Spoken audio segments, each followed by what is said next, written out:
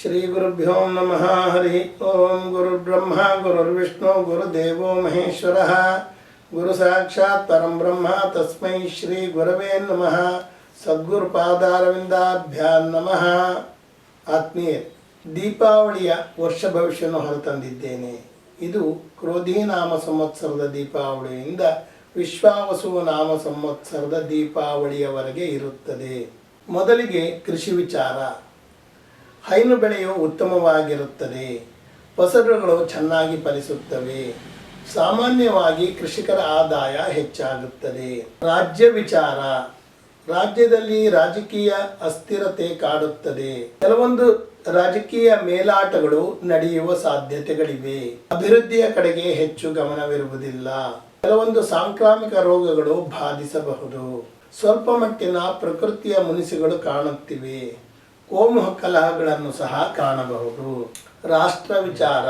ರಾಷ್ಟ್ರದಲ್ಲಿ ರಾಜಕೀಯ ಸ್ಥಿರತೆ ಇದ್ದು ಗೌರವ ಹೆಚ್ಚುತ್ತದೆ. ವಿಶ್ವ ಮಾನ್ಯತೆಯನ್ನು ಪಡೆಯುವ ಸಾಧ್ಯತೆಗಳಿವೆ. ಜೊತೆಯಲ್ಲಿ ಅಭಿವೃದ್ಧಿಯತ್ತ ದಾಪುಗಾಲು ಹಾಕುತ್ತದೆ.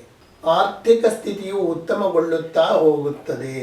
ಔಷಧ ಉತ್ಪಾದನೆ, ಆಯುಧಗಳ ಉತ್ಪಾದನೆಯಲ್ಲಿ ಹೆಚ್ಚು ಸ್ವಾಮ್ಯತೆಯನ್ನು ಪಡೆಯುತ್ತದೆ. ಗಡಿಯಲ್ಲಿ ಶತ್ರುಕಾಟ ಹೆಚ್ಚಾಗುವ ಸಾಧ್ಯತೆ ಇದೆ.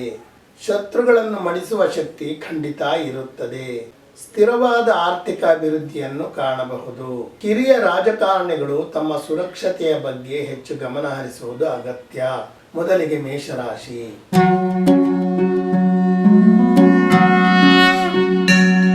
ಮೇಷರಾಶಿಯವರಿಗೆ ಶುಭ ಸಂಖ್ಯೆ 1, 2, 3, 9. ಶುಭರತ್ನ ಹವಳ, ಮಾಣಿಕ್ಯ, ಪುಷ್ಯರಾಗ. ಶುಭ ವರ್ಣ ಕೆಂಪು, ಹಳದಿ, ಕೇಸರಿ. ಶುಭವಾರ ರವಿವಾರ, ಮಂಗಳವಾರ ಮತ್ತು ಗುರುವಾರಗಳು. ರಾಶ್ಯಾಧಿಪತಿ ಕುಜ. ಈ ಹಿಂದೆ ನೀವು ಕೆಲವು ಏಳು ಬೀಳುಗಳನ್ನು ಅನುಭವಿಸಿರುವಿರಿ. ಕೆಲವು ಆರೋಗ್ಯದ ಸಮಸ್ಯೆಗಳನ್ನು ಸಹ ಕಂಡಿರುವಿರಿ. ಈಗ ಉತ್ತಮ ಫಲವನ್ನು ಪಡೆಯುವಿರಿ. ನಿಮಗೆ ಇದ್ದ ಜನ್ಮಗುರು ಪರಿಹಾರವಾಗಿ ಗುರು ದ್ವಿತೀಯಕ್ಕೆ ಬಂದಿರುತ್ತಾರೆ. ರಾಹು ಮೀನರಾಶಿಗೆ ಹೋಗಿ ವ್ಯಯದಲ್ಲಿರುವನು. ಹೀಗಾಗಿ ನಿಮಗೆ ಯಶಸ್ಸು ಆರಂಭವಾಗುತ್ತದೆ. ಆದಾಯದಲ್ಲಿ ಸ್ವಲ್ಪ ಹೆಚ್ಚಳವನ್ನು ಕಾಣಬಹುದು. ಹಣದ ಒಳಹರಿವು ಹೆಚ್ಚುತ್ತದೆ. ಇದರಲ್ಲಿ ಇದ್ದ ದುಗುಡಗಳಿಂದ ಮುಕ್ತರಾಗುವಿರಿ. ವಿವಿಧ ಮೂಲಗಳಿಂದ ಆದಾಯ ಸಿಗುವ ಸಾಧ್ಯತೆಗಳಿವೆ. ಸ್ಥಿರಾಸ್ತಿಯನ್ನು ಮಾಡಿಕೊಳ್ಳಬಹುದು. ಕೃಷಿ ಭೂಮಿಯನ್ನು ಕೊಳ್ಳುವ ಸಾಧ್ಯತೆಗಳಿವೆ. ಕುಟುಂಬದ ಸದಸ್ಯರು ನಿಮಗೆ ಸಾಕಷ್ಟು ಸಹಕಾರಗಳನ್ನು ನೀಡುವರು. ಕಚೇರಿ ವ್ಯವಹಾರಗಳಲ್ಲಿ ನೀವು ಸ್ವಲ್ಪ ಮುನ್ನಡೆಯನ್ನು ಕಾಣುವಿರಿ. ಬಹಳ ಹಳೆಯ ವ್ಯಾಜ್ಯಗಳು ಈಗ ಕೊನೆಯಾಗುವ ಹಂತಕ್ಕೆ ಬರುತ್ತದೆ. ಸರ್ಕಾರಿ ಕೆಲಸ ಕಾರ್ಯಗಳಲ್ಲಿ ಸರಾಗತೆಯನ್ನು ಕಾಣಬಹುದು. ವಿದ್ಯಾರ್ಥಿಗಳಿಗೆ ವಿದ್ಯೆಯಲ್ಲಿ ಸ್ವಲ್ಪ ಮುನ್ನಡೆ ಕಾಣಬಹುದು. ಕೆಲವರಿಗೆ ವಿವಾಹ ಭಾಗ್ಯ ಒದಗುವ ಸಾಧ್ಯತೆಗಳಿವೆ. ಗುರುವಿನ ಅನುಗ್ರಹದಿಂದ ಈ ಭಾಗ್ಯ ನಿಮಗೆ ದೊರಕುತ್ತದೆ. ಕೆಲವರ ಆರೋಗ್ಯದಲ್ಲಿ ಸಾಕಷ್ಟು ಸ್ಥಿರತೆಯನ್ನು ಕಾಣಬಹುದು. ಕೆಲವರಿಗೆ ಮೂಳೆ ನೋವುಗಳು ಕಾಣಿಸಬಹುದು. ದೇಹದಾಢ್ಯತೆ ಕಡೆಗೆ ಹೆಚ್ಚು ಗಮನ ಹರಿಸುವುದು ಒಳ್ಳೆಯದು. ಮಾರ್ಚಿಯ ನಂತರ ಸಂಗಾತಿಯ ಆರೋಗ್ಯದಲ್ಲಿ ಸ್ವಲ್ಪ ಏರುಪೇರು ಆಗಬಹುದು. ಬಂಧುಗಳ ಜೊತೆ ಸಂಬಂಧಗಳನ್ನು ಸುಧಾರಿಸಿಕೊಳ್ಳುವುದು ನಿಮಗೆ ಒಳಿತು. ವಕೀಲರಿಗೆ ಹೆಚ್ಚಿನ ಅಭಿವೃದ್ಧಿ ಇರುತ್ತದೆ. ನಿವೇಶನ, ಮನೆ ಖರೀದಿಯ ಬಗ್ಗೆ ಆಸಕ್ತಿ ಹೆಚ್ಚುತ್ತದೆ. ಉಪಾಧ್ಯಾಯರುಗಳಿಗೆ ಮತ್ತು ಮನೆ ಪಾಠ ಮಾಡುವವರಿಗೆ ಆದಾಯ ಹೆಚ್ಚುತ್ತದೆ. ಹೆಚ್ಚಿನ ಒಳಿತಿಗಾಗಿ ಉದ್ದು, ಕಡಲೆ, ಕರಿ ಎಳ್ಳಿನ ದಾನ ಮಾಡಿರಿ. ಹಾಗೂ ಶನೇಶ್ವರ, ದುರ್ಗೆ, ಗಣಪತಿಯ ಧ್ಯಾನವನ್ನು ಮಾಡಿರಿ. ವೃಷಭ ರಾಶಿ.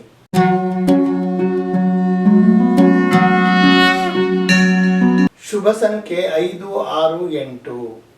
ಶುಭರತ್ನ ವಜ್ರ, ಮರಕತ ಮತ್ತು ನೀಲ. ಶುಭವರ್ಣ ಬಿಳಿ, ಹಸಿರು, ಕಪ್ಪು, ನೀಲಿ.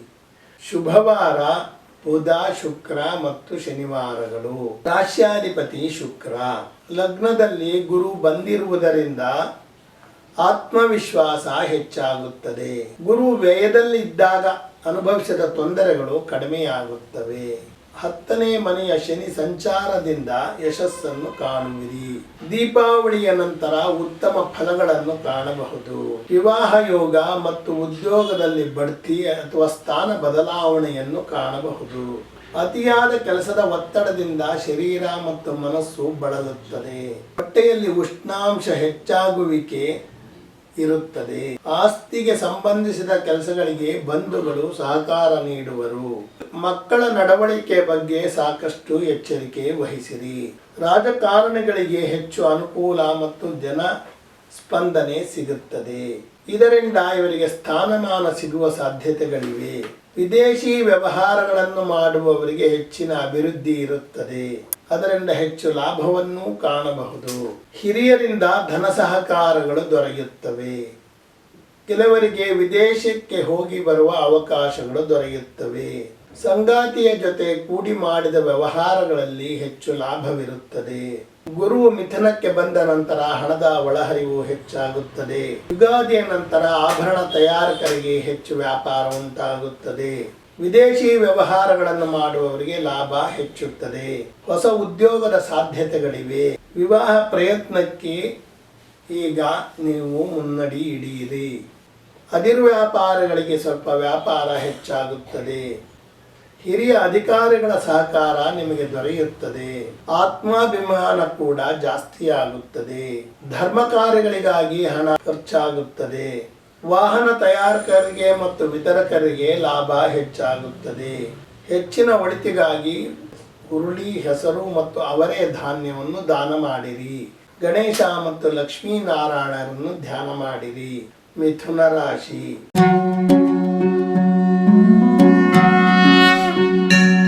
ಶುಭ ಸಂಖ್ಯೆ 3, 5, 6, 8. ಶುಭರತ್ನ ಮಾಣಿಕ್ಯ, ಪಚ್ಚೆ, ನೀಲ. ಶುಭವರ್ಣ ಹಸಿರು, ಶ್ಯಾಮಲ ಮತ್ತು ನೀಲವರ್ಣಗಳು. ಶುಭವಾರ ಬುಧ, ಶುಕ್ರ, ಶನಿವಾರಗಳು. ಈ ಹಿಂದೆ ಗುರು ಮತ್ತು ಶನಿಯಿಂದ ಒಳ್ಳೆಯ ಫಲಗಳನ್ನು ಕಂಡಿರುವಿರಿ. ಕೃಷಿಯಿಂದ ಮತ್ತು ಕೃಷಿ ಉತ್ಪನ್ನಗಳಿಂದ ಹೆಚ್ಚು ಲಾಭವನ್ನು ನಿರೀಕ್ಷೆ ಮಾಡಬಹುದು. ಕೆಲಸ ಕಾರ್ಯಗಳಲ್ಲಿ ಸ್ವಲ್ಪ ನಿಧಾನಗತಿ ಇರುತ್ತದೆ. ಆಲಸ್ಯ ಹೆಚ್ಚುತ್ತದೆ. ಆಸ್ತಿ ವಿಚಾರಗಳಲ್ಲಿ ಇದ್ದ ವ್ಯಾಜ್ಯಗಳು ಹಿರಿಯರ ಮಧ್ಯಸ್ಥಿಕೆಯಿಂದ ಪರಿಹಾರವಾಗುತ್ತದೆ. ಬಂಧುಗಳಿಂದ ನಿರೀಕ್ಷೆಗೆ ಮೀರಿದ ಸಹಕಾರಗಳು ದೊರೆಯುತ್ತವೆ. ವಿದ್ಯಾರ್ಥಿಗಳಿಗೆ ಉತ್ತಮ ಪ್ರಗತಿ ಇರುತ್ತದೆ. ಒಡವೆ ತಯಾರಕರಿಗೆ ಸ್ವಲ್ಪ ಹಿನ್ನಡೆ ಇರುತ್ತದೆ. ಹಿರಿಯರಿಂದ ಕೃಷಿಯ ಬಗ್ಗೆ ಸಾಕಷ್ಟು ತಿಳುವಳಿಕೆಗಳನ್ನು ಪಡೆಯಬಹುದು. ವಿದೇಶದಲ್ಲಿದ್ದು ಉದ್ಯೋಗವನ್ನು ಅರಸುತ್ತಿರುವವರಿಗೆ ಈಗ ಉದ್ಯೋಗ ದೊರೆಯುತ್ತದೆ. ಮೂಳೆ ತಜ್ಞರಿಗೆ ಬೇಡಿಕೆ ಹೆಚ್ಚುತ್ತದೆ. ಗುರುವು ಮಿಥುನ ರಾಶಿಗೆ ಬಂದಾಗ ವಿದ್ಯಾರ್ಥಿಗಳಿಗೆ ಅತಿ ಹೆಚ್ಚು ಅನುಕೂಲ. ಧನಲಾಭ ಕೂಡ ಹೆಚ್ಚಾಗುತ್ತದೆ. ಸರ್ಕಾರಿ ಕೆಲಸಗಳಲ್ಲಿ ನಿಧಾನಗತಿ ಇರುತ್ತದೆ. ಗಣಿಗಾರಿಕೆ ಮಾಡುವವರಿಗೆ ವಿಶೇಷ ಲಾಭ.